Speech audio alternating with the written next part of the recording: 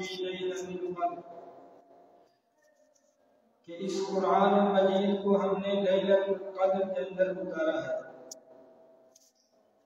اب یہ لیلۃ القدر کی رات بابرکت اور عظمت والی رات ہے۔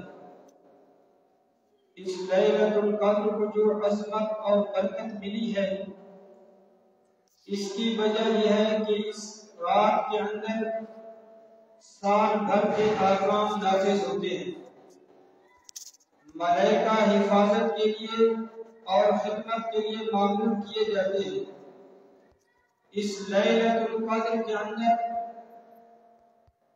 اللہ رب العزت کی برکتیں نازل ہوتی ہیں، اور اسی لیلۃ القدر کے اندر اعمال صالحہ منقول کیے جاتے ہیں بارگاہ الہی کی طرف، اور بارگاہ الہی کے اندر جب وہ منقول کیے جاتے ہیں تو اللہ رب العزت کی ذات ان کی قدر کرتی ہے۔ اللہ رب العزت کی ذات نے قرآن مجید کے اندر ارشاد فرمایا کہ یہ لیلۃ القدر یہ 1000 مہینوں سے افضل ہے۔ اس لیے اس لیلۃ القدر کی رات کے اندر، لیلۃ القدر کے اندر جو بھی اللہ رب العزت کی ذات کا بندہ یا اللہ رب العزت کی بندی، بچہ یا بچی جو بھی اس رات میں عبادت کرے، اس رات کو عبادت سے گزار دے، تو اللہ رب العزت نے فرمایا کہ یہ 1000 مہینوں کی عبادت کو پہنچ چکا۔ اب 1000 مہینے کی تعداد 83 سال 4 ماہ بنتے ہیں۔ گویا کہ اگر کسی ایک بندے نے اس ایک رات کے اندر اگر اللہ رب العزت کی عبادت کے اندر گزار دی، اس رات کو اللہ رب العزت کی عبادت میں گزارا، گویا کہ اس نے 83 سال 4 ماہ عبادت کی۔ اسی سورۃ القدر کے شان نزول کے اندر آتا ہے، سورۃ القدر کے شان نزول کے ایک قول کے اندر حضور علیہ السلام ایک مرتبہ پہلی امتوں اور اپنی امتوں کی عمر کا توازن کر رہے تھے کہ اللہ رب العزت کی ذات نے جو پہلی امتیں گزری ہیں ان کو بہت طویل عمریں عطا کی، اور میری امت کی عمریں بہت ہی قلیل ہیں۔ اگر میری امت کے لوگ عبادت کریں نیکی کے اندر پہلی امت کے لوگوں سے بڑھ نہیں سکتے، تو جب حضور علیہ السلام نے شہنشاہ کونین صلی اللہ علیہ وسلم، معبود کبریا نبی کریم صلی اللہ علیہ وسلم نے جب اس چیز کو سوچا، تو حضور علیہ السلام کے دل اطہر کے اندر، قلب اطہر کے اندر، قلب اقدس کے اندر حضور علیہ السلام کو تھوڑا سا رنج ہوا۔ حضور علیہ السلام پریشان ہوئے کہ پہلی امت کے لوگوں کی عمریں بہت زیادہ تھی، میری امت کے لوگوں کی عمریں بہت ہی کم ہیں، اب یہ نیکی کے اندر پہلی امت کے لوگوں سے بڑھ نہیں سکتے۔ تو فوراً حضرت جبرائیل تشریف لائے۔ حضرت جبرائیل علیہ السلام نے آ کر فرمایا، اے معبود، اللہ رب العزت فرما رہے ہیں کہ اے معبود پریشان نہ ہو، میں نے آپ کو اور آپ کی امت کو ایک رات لیلۃ القدر عطا کی ہے۔ اگر آپ کی امت میں سے کوئی ایک بندہ، آپ کی امت کے لوگ اس رات کے اندر اگر عبادت کریں تو وہ 1000 مہینوں سے برتر ہوگی، 1000 مہینوں سے زیادہ ہوگی۔ گویا کہ وہ عبادت کرنے والے 83 سال 4 ماہ کی عبادت کر چکے ہوں گے۔ تو اسی لیے فرمایا کہ آپ کو پریشان ہونے کی ضرورت نہیں، اور فرمایا کہ یہ صرف اور صرف آپ ہی کی امت کی فضیلت ہے، آپ کی امت کی یہ شان ہے، جتنی بھی پہلے امتیں گزری ہیں کسی ایک امت کو بھی یہ رات عطا نہیں کی گئی۔ تو اسی لیے فرمایا کہ ایک مرتبہ حضور علیہ السلام صحابہ کرام رضوان اللہ علیہم اجمعین کے سامنے بنی اسرائیل کا تذکرہ کر رہے تھے، تو حضور علیہ السلام نے بعض نصیحت کے اندر بنی اسرائیل کے ایک بزرگ حضرت شمعون رحمۃ اللہ علیہ کا تذکرہ کیا۔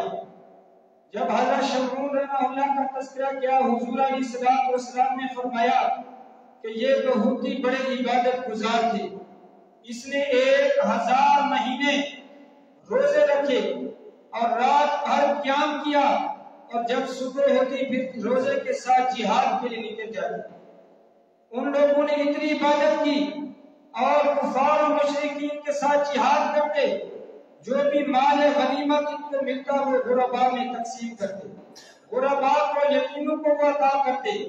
تو اس کے بعد کفار و مشرکین کو اس سے بہت صدمہ رنج ہوا کہ یہ ایک نوجوان، یہ حضرت شمعون ہمارے ساتھ اتنا جہاد کر رہا ہے، کسی طریقے سے یہ قید ہو جائے، ہماری گرفت کے اندر آ جائے۔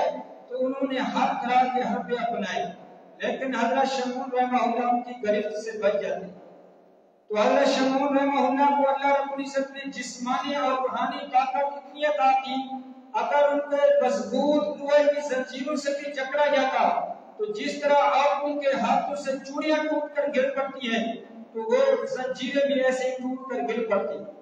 تو اس کے بعد وہ پریشان ہو گئے، تو انہوں نے کسی طریقے سے ان کی بیوی کو برگلایا کہ آپ حضرت شمعون کو قید کر کے ہمارے پاس لائیں تو ہم آپ کو اتنا مال عطا کریں گے، آپ کو اتنی مال و دولت عطا کریں گے۔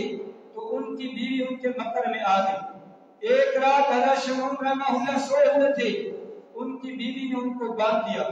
حضرت شمعون کی جب آنکھ کھلی، آنکھ کھلنے کے بعد حضرت شمعون نے فرمایا یہ کس نے کیا ہے؟ اب بیوی اپنی مکر و فریب پیار و محبت کے ساتھ کہنے لگی کہ میں آپ کی طاقت کا چرچا سن چکی تھی، لیکن اپنی آنکھوں سے دیکھنا چاہتی تھی، اس لیے یہ میں نے کیا ہے۔ اس کے بعد حضرت نے اس باپ کو دفع کر دیا۔ اس کے بعد پھر اسی طاق کے اندر اس کی بیوی رہی کہ کہیں اور موقع مل جائے۔ جب دوسری مرتبہ موقع ملا تو پھر لوہے کی زنجیروں کے ساتھ ان کو جکڑ دیا۔ پھر بھی حضرت شمعون رحمہ اللہ نے فرمایا کہ یہ کس نے کیا؟ تو اس بیوی نے پھر مکر کیا کہ میں آپ کی طاقت کا چرچا سن چکی تھی اور اب میں یہ دیکھنا چاہتی تھی کہ لوہے کی زنجیریں کیسے ٹوٹ کر گر پڑتی ہیں۔ اس کے بعد حضرت نے اس باپ کو بھی دفع کر دیا۔ پھر حضرت نے اپنا راز کھولا کہ میں اللہ کا ولی اور برگزیدہ بندہ ہوں، مجھے کوئی چیز بھی قید نہیں کر سکتی سوائے رب ذوالجلال کے۔ ہاں ایک اور طریقہ ہے وہ میں آپ کو بتاتا ہوں، وہ یہ ہے کہ وہ مجھے آپ سر کے بالوں سے پکڑے، جب آپ میرے سر کے بالوں سے جکڑیں گی شاید میں آپ کی گرفت میں آ جاؤں۔ تو اس کے بعد اس کی بیوی نے پھر یہی موقع تلاش کیا۔ جب اس کو موقع ملا تو موقع ملنے کے بعد پھر اس نے ایسے ہی کر دیا، سر کے بالوں سے پکڑنے کے بعد پھر ایک ستون سے اس کو باندھ دیا۔ باندھنے کے بعد اپنے خامن کے ناک کو کاٹ دیا، کانوں کو کاٹ دیا اور اس کے بعد آنکھیں نکال دی۔ جب کہ اللہ رب العزت کی ذات نے یہ دیکھا کہ میرے برگزیدہ بندے کے ساتھ تو اللہ رب العزت کو غصہ آیا، غضب ناک ہوئی۔ اللہ رب العزت نے ان لوگوں کو فوراً زمین کے اندر دھنسا دیا، اور جو بیوی اس کی باندھنے والی تھی، یہ حرکت کرنے والی تھی، ان کو اللہ رب العزت نے ان کے اوپر بجلی کی کڑک، اللہ رب العزت نے آسمان سے بجلی گرائی، تو اس کے بعد وہ فوراً جل گئی، وہیں تباہ ہو گئی۔ یہ کیا ہوا؟ صرف اور صرف اللہ کے برگزیدہ بندے تھے۔ تو حضور علیہ السلام نے یہی چرچا جب سنایا صحابہ کی محفل کے اندر، حضرت شمعون کا جب تذکرہ کیا تو صحابہ کرام رضوان اللہ علیہم اجمعین پھر پریشان ہوئے۔ جب پھر پریشان ہوئے تو حضرت جبرائیل فوراً تشریف لائے۔ حضرت جبرائیل آ کر کہنے لگے یا رسول اللہ آپ پریشان نہ ہوں، اللہ رب العزت فرما رہے ہیں کہ آپ کے صحابہ کے دل کے اندر یہ بات پریشانی ڈال رہی ہے، یہ صدمہ جا رہا ہے، آپ کے صحابہ بھی پریشان نہ ہوں۔ کیوں؟ اس لیے کہ اگر انہوں نے 1000 مہینہ اگر انہوں نے عبادت کی تو اللہ فرما رہے ہیں کہ میں نے آپ کی امت کو ایک رات عطا کی اتنی فضیلت والی، وہ 1000 مہینوں سے بھی زیادہ ہو۔ تو اس کے بعد حضور علیہ السلام نے فرمایا 4 بنی اسرائیل کے بزرگوں کا تذکرہ کر رہے تھے۔ حضور علیہ السلام نے فرمایا صحابہ کو کہ بنی اسرائیل کے اندر یہ 4 بزرگ ایسے گزرے ہیں کہ 80 سال تک یہ دن رات اللہ رب العزت کی عبادت میں مشغول رہے، آنکھ جھپکنے کے برابر بھی ان لوگوں نے اللہ رب العزت کی نافرمانی نہ کی۔ تو صحابہ کرام رضوان اللہ علیہم اجمعین نے جب یہ سنا پھر صحابہ کو یہی صدمہ ہوا کہ اگر ہم اتنی عبادت بھی کریں، ہماری عمریں تو کم ہیں، ہماری عمر عمریں بہت ہی قلیل ہیں تو ہم نیکی میں کیسے ان سے بڑھ جائیں؟ تو پھر فوراً حضرت جبرائیل تشریف لائے.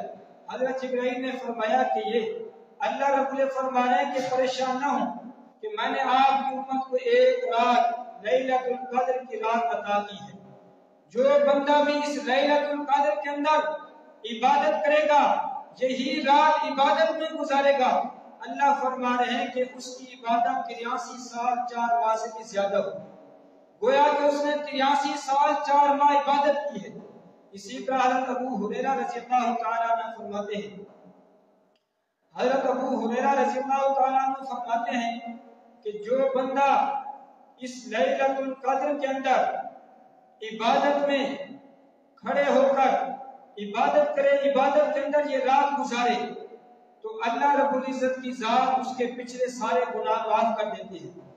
تو کھڑے ہونے کا مطلب یہ ہے کہ اس بندے نے یہ رات ساری عبادت کے اندر گزاری، یعنی تلاوت کے اندر، ذکر اذکار کے اندر، نوافل کے اندر گزاری، اور ثواب و ایمان کے ساتھ. ثواب و ایمان کے ساتھ مطلب یہ ہے کہ اس کے دل کے اندر ریاکاری نہ ہو بلکہ اللہ کی رضا ہو. اللہ کی رضا کی خاطر اس نے اگر اس رات کے اندر عبادت کی تو اللہ رب العزت کی ذات اس کے پچھلے سارے گناہ معاف فرما دیتی ہے. اسی طرح امی عائشہ صدیقہ رضی اللہ تعالیٰ عنہ فرماتی ہے، حضور علیہ السلام سے سوال کیا، یا رسول اللہ ہمیں آپ یہ بتائیں کہ اگر ہم لیلۃ القدر کو پا لیں تو اس رات کے اندر ہم اللہ رب العزت سے کیا دعا مانگیں؟ حضور علیہ السلام نے فرمایا کہ جب آپ اس لیلۃ القدر کو پا لیں تو اس وقت آپ یہ دعا مانگیں، اللہم انک عفو تحب العفو فاعف عنی. اور اسی طرح انس بن مالک رضی اللہ تعالیٰ عنہ فرماتے ہیں کہ حضور علیہ السلام نے فرمایا کہ آپ کے اوپر ایک مہینہ آ رہا ہے، رمضان المبارک کا مہینہ.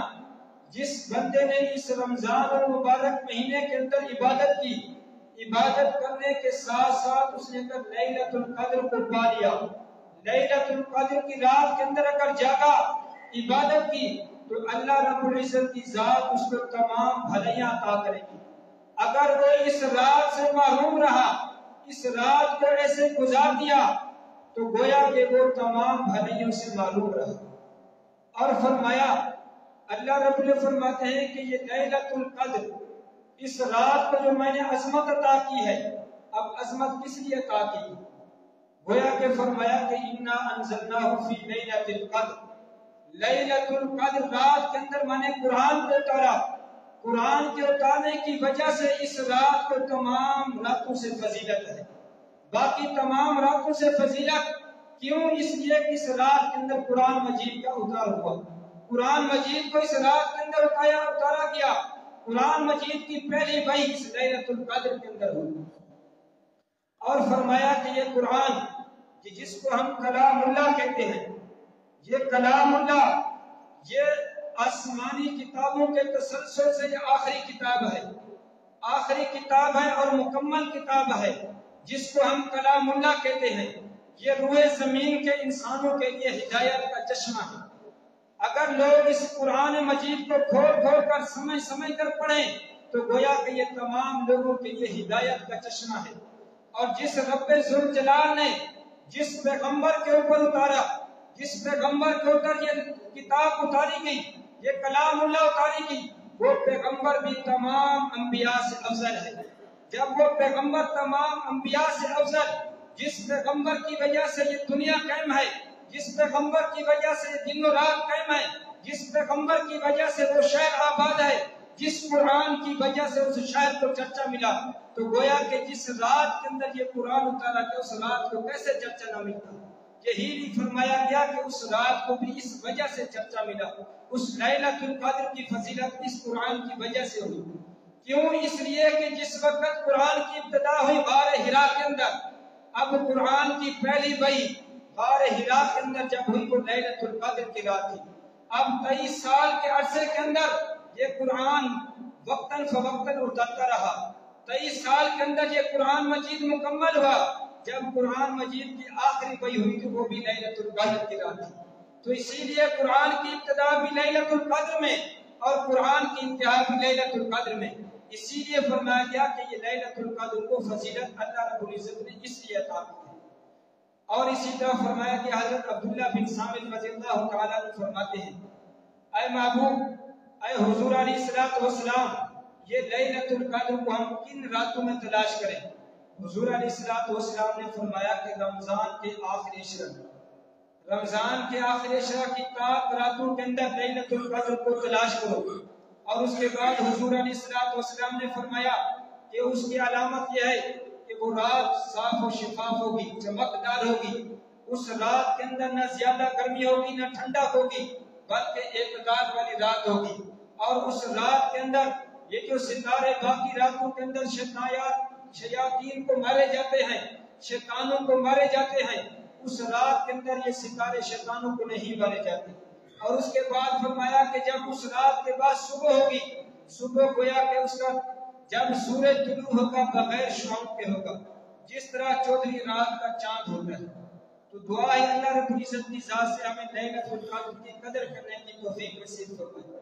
اس رات کے اندر ہم سب کو جاگنے کی، اس رات کے اندر ہم سب کو عبادت کرنے کی توفیق نصیب فرمائے۔ اور باقی آخر کے اندر سب